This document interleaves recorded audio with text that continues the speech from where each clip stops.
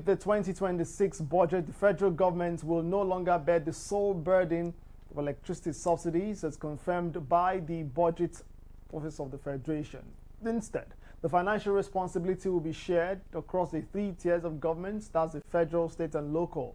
And this implementation framework, as it's been reported that the President Bola Ahmed Tinubu has directed the use of existing electricity sector laws, primarily the Electricity Act 2023, to create a practical, transparent, and enforceable sharing framework. The government plans to deduct approximately 3.6 trillion naira from the Federation accounts between 2026 and 2028 to fund these subsidies, ensuring the cost is distributed according to the revenue sharing formula. The federal government will stop treating the subsidy as an open-ended federal liability. Any tier of government that chooses to maintain affordability interventions that subsidies for its residents, according to the federal government, must clearly identify and fund them.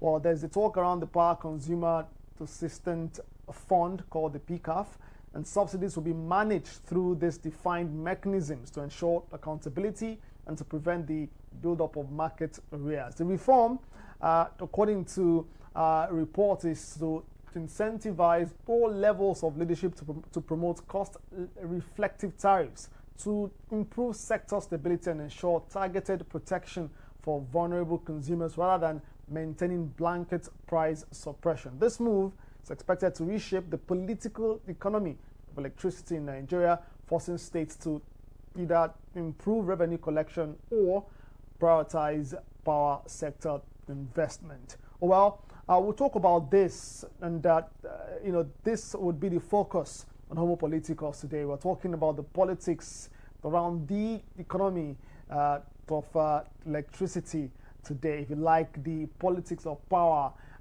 not power as per political power, but electricity generation, distribution, and indeed the economics around that today is what we're talking about. Welcome to Homo Politicus. Kingsley Bassey is my name. I'm joined right now by the Executive Director, NEPA Wahala NG, that's the maker Dite Ojoko, who's also an energy expert and lawyer, a legal practitioner. He joins me virtually for this conversation. Many thanks for joining me, the maker Dite Ojoko. Thank you, Kingsley, for having me. My pleasure once again to be with you. Appreciate that. Let's get down to the conversation, right? I'd like to know first your thoughts around this. There are lots and lots of talks around this deduction, this proposed deduction or shedding of the financial burden of electricity subsidies in the country. What do you say to this proposal of 3.6 trillion naira to be deducted beginning 2026 by the federal government from the federal allocation? Okay, first of all, I would want to say that the reports have been somewhat exaggerated in terms of the fact that the deduction that we're talking about is supposed to span a period of 3 years. Okay, by the medium-term expenditure framework approved by the National Assembly in 2025, it's supposed to be about 1.2 trillion per annum for 2026, 2027, and 2028. Okay, so it's not something that's just going to happen at once, and it will still require approval by the National Assembly in this year's budget before the federal government makes that deduction from the Federation account before disbursement to the states. Now, this was always going to happen when the Constitution was amended and the Electricity Act was also passed to allow states to now make laws regarding the generation, transmission, and distribution of electricity. So with this decentralization of authority among the three tiers of governments also comes a measure of fiscal responsibility, right? All this while the federal government has been bearing the burden alone, okay, rather than sharing it among the states, because the federal government was solely responsible for generation, transmission, and distribution. But now that it's been devolved among the states, and states have been encouraged to pass laws regulating the electricity markets, then it also means that the states should also be responsible for bearing their share of the subsidy that the government currently pays on electricity. Now, this subsidy has been in place because right now the tariffs that we're paying for electricity um, do not match up with economic realities. If you look at the tariff indices, especially the exchange rates that we have pegged for those tariffs, you find that there's a fairly large disparity between the current exchange rates and the rate at which the current tariffs are being fixed. So while we have the Band A customers, which form about 10, 15, 20% of the customer base, paying what looks like a cost reflective tariff, the bulk of the customers do not pay that tariff, and then somebody has to bear that burden because debts have to be paid, right? The power has to be paid for. So the government has been shouldering all this while, or the federal government has been shouldering all this while, but now requires that the states bear a part of that burden. Now, you find that if you look at previous budget estimates, that the presidential metering initiative, right, was also funded directly, okay, from the FAC allocation before disbursement was made to the states. So you see the federal government deducted about 800 billion naira annually to fund that presidential metering initiative, which aims to bridge the metering gap, and which well, we're not talking now about whether or not that has succeeded, but that those deductions have been made for a few years now. Now, the petroleum subsidy as well, the fuel subsidy as well, right, also follow the same pattern, right, because the federal government did make those deductions, okay, before distributing FAC to the states. The proposal now is this: with dwindling revenue, right? And in order to have a more equitable distribution, since the states are now also making laws for their states, then the states should also bear a share of that subsidy, right? So deduct from source and then share among the states. But Emeka, given the varying financial health, status of different states in the country, is it realistic though to expect poorer states? I mean, we know there are poorer states in the country, though. I mean, that's debatable whether they have the funds to do this or not, considering sometimes that residents and even Nigerians at large will tell you that some state government, just spend lavishly. But yeah, realistically, we have poorer states than some big, states. We know how much the likes of Lagos and Rivers and the rest contribute to,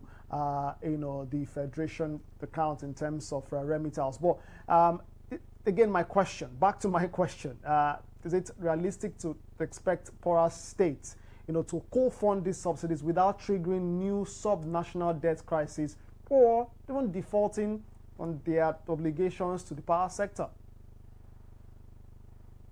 Okay, now the way it's done, right, it's not done on an equal footing. That is the same amount you deducted from each state, right? For example, now, if the budget for 2026 is say 10 trillion, right? Now that 1.2, not the budget. Now, if the fact for 2022 is 10 trillion, right? What comes in, right? And then, so what the government does is basically you deduct that 1.2 trillion at source. So what's available for distribution according to the standard distribution formula, right, would be 8.8 trillion, right? So what you would see is a pro rata reduction in what comes to the state. So for a state like Lagos now, which has massive amounts of IGR, and maybe states like Rivers State that have those same statistics, right? Yes, they would see a reduction in what comes to them, right? The same way that the poorer states would see a reduction come to them, but it would not be the same amount taken from each state, right? It will be if a state like Nasarawa now gets in a month gets um, 30 million, for instance, from the Federation account. Okay, what will be deducted would be the same percentage as what will be taken out from Lagos State. So it's not as if it's an equal for the same amount to be taken out from every state. It's a percentage, right, based on your statutory share of the federation revenue. So there would be some measure of fairness, right, so that all the states will see will be the normal thing that they usually see whenever there's a reduction in what comes to the federation account.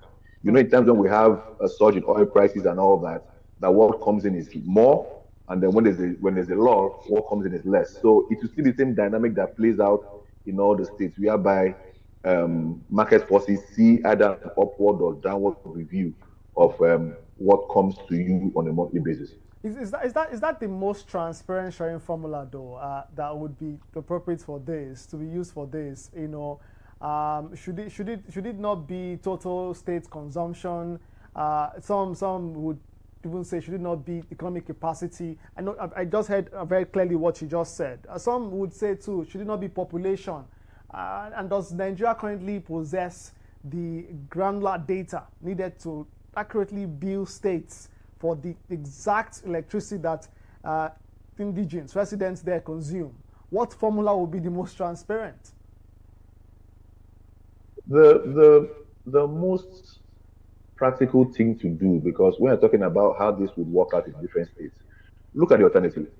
Let's assume that the government say let's decentralize it completely so that the states do whatever they want to do with their tariffs, but the government takes their hand 100% of paying the subsidy and says kick it to states.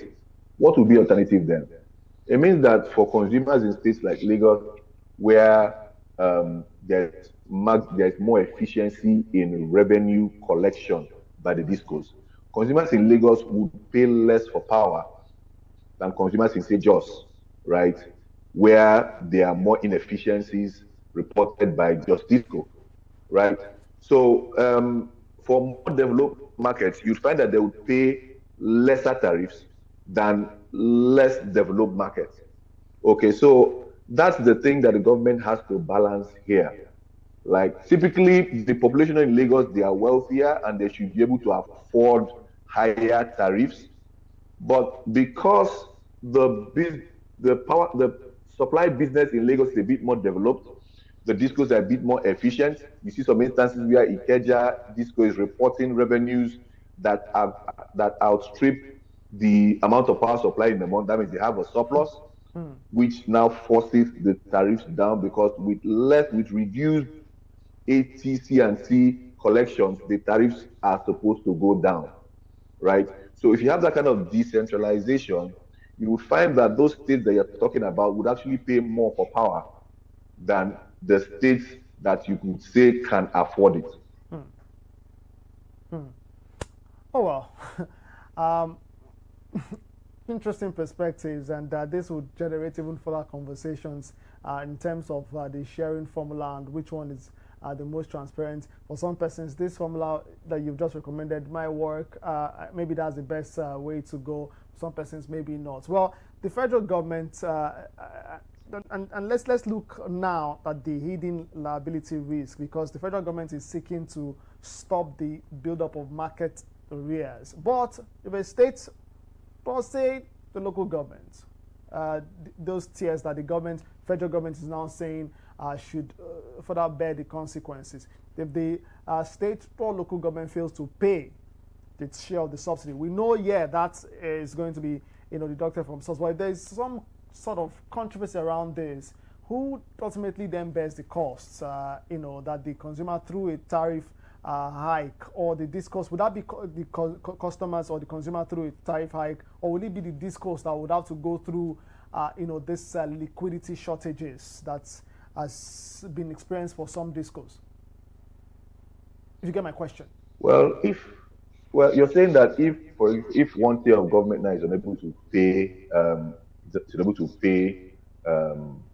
for power supply to that particular segment of the population, right, who bears the shortfall, right? That's where this subsidy comes in, because the government is the one who mops up that difference, right? From and source, that's what yes?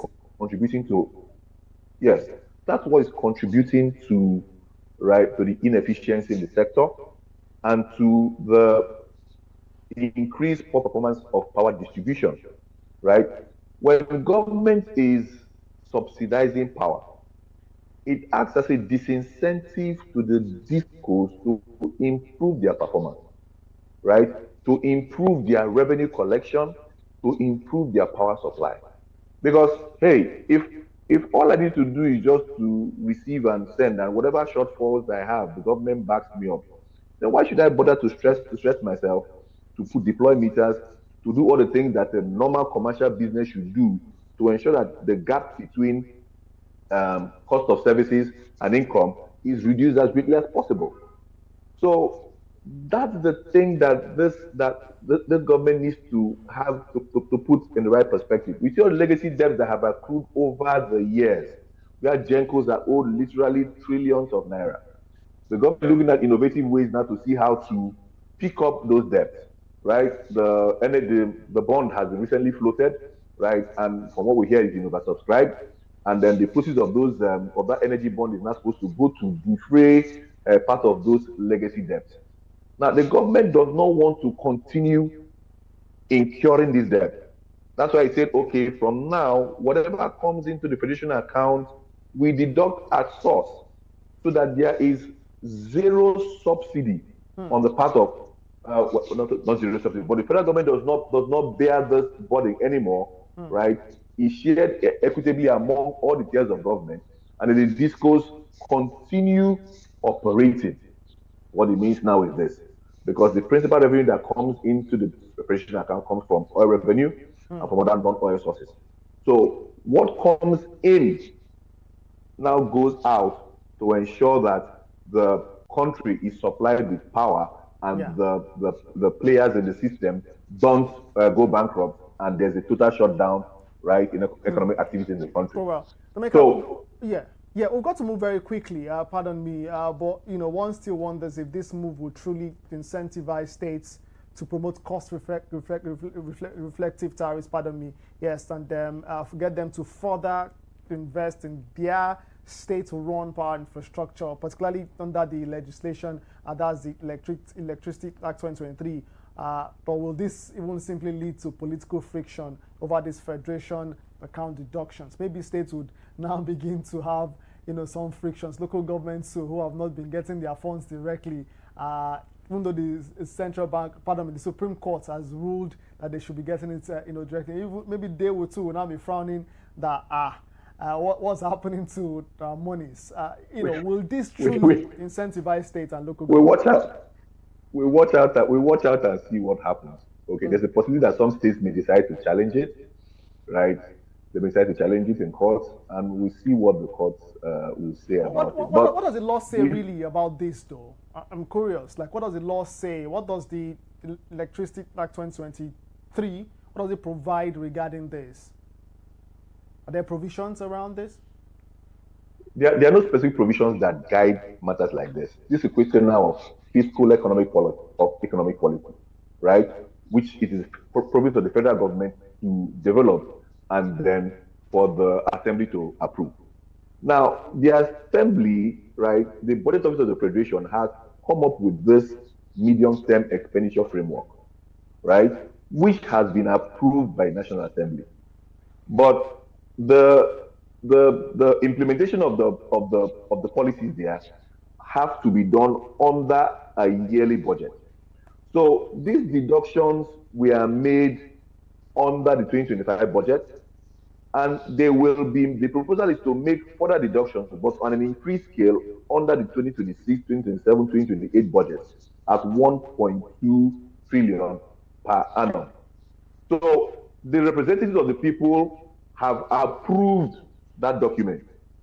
So barring any legal challenge, right, that 1.2 trillion will be part of the budget for 2026 that the NAS will approve and will be implemented. So if the states are objecting or the national or the local governments are objecting to it, then the only recourse will be by way of court action, right, to set aside whatever steps that the government may take in implementing that medium-term expenditure framework as it concerns deduction of the electricity subsidy from the federation account before, from the monthly fact before it gets to the state. Emeka, I'd like to thank you so much for being a part of the conversation. I can't let you go without talking about this specific part of this conversation, which maybe for many Nigerians watching right now would watch later to via the social platforms, would be simple.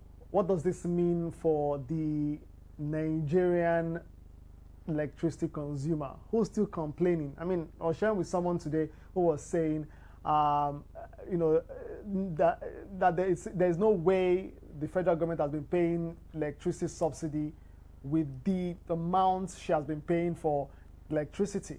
She runs a business and she feels like that's way too much, you know, parting with some 500,000 naira per month for, you know, electricity. And she says, well, there is no way you're telling me I'm spending, or the federal government is subsidizing that rate, right? So what does this mean? What would this mean if this proposal, they pull through with this proposal, this gets approved, and state government, local government align or not align, but they start to implement this? What does this mean for the Nigerian consumer who's on the street, who's hoping for lesser tariffs going forward? Well, what the first effect is this, that with the federal government sharing the subsidy with the state, it means that the federal government will have more income coming to it to invest in developmental projects, right? So that will be the first ripple effect on the state, that more resources are available to the federal government to do projects. Part of those projects, of course, will also include ensuring more efficiency in revenue collection within the electricity industry. So with improved revenue collection, then we may see more energy accountability. We may see more premises being metered, even though for what the person you spoke to talked about, who pays that kind of humongous bill, you may find that when more premises are metered, then there will be more migration of customers from the lower tariff bands to band A, right?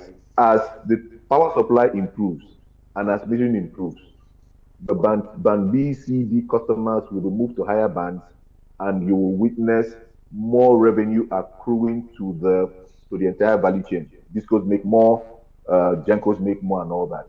So we hope that with improvement in revenue collection, that there will be improvement in services as well. Now, with improvement in services, it means that, well, the normal alternative power things that we normally do, those expenses go down, because frankly speaking, power supply is more expensive than generator supply. When you have public power supply, it's more efficient. So profitability of businesses, of the MSMEs, their profitability goes up. If the small scale businesses are doing better, there's a trickle down effect, presumably on the economy. That's what we hope to see. But the challenge with everything in this country is that policies that are very well formulated always suffer in the implementation. And I don't expect anything to happen differently with this. Unfortunately so, right? Because most of the people who are in charge of implementing these things, their first priority usually is self-interest. Okay, so when self-interest inserts itself into the process, then you now start seeing people trying to cut corners and doing all kinds of things to benefit themselves rather than benefit the system, and we all suffer for it. Okay, we pray that things may be different, but realistically, the past behavior is always a good predictor of future behavior. So no matter how well thought out this may be, right, except specific systems are put in place to ensure that self-interest does not unnecessarily interject in the process, in the implementation, then we may just find that these wonderful ideas that the government have come up with, right, may just end up having no effect, as we have seen over time. Well, I got that last part where you said we pray that this works. I mean, we have to resort to praying too sometimes, don't we? So that policies that should, well, ordinarily experience smooth implementation, would just need to be sorted by prayers. But yes, legal practitioner, energy expert, and executive director NEPA Wala Naija, Emeka Detail Joko. Many thanks for joining me today to break down the story and indeed not just shed lights, but help Nigerians to understand what it means for them. Appreciate your being on the program. Thank you. It's wonderful being here. I enjoyed my time with you. Thank you so much. That's our politicals today. Yes, we've been talking about the politics around the electricity sector, and now more politics might be played at that level, considering this proposal by the federal government over 2 years, right, 2026 to 2028, to deduct 3.6 trillion naira from source. That's from the federation accounts. No longer will the federal government, they say they will no longer bear the sole responsibility of carrying that financial burden of paying your electricity subsidies. They want your state government, your local governments to take responsibility, to financial responsibility for this. You know what has been said about state government and even local governments getting more and more locations since 2023 when the fuel subsidy was removed. So yeah, time for them to show working, isn't it? Well, we'll keep monitoring development.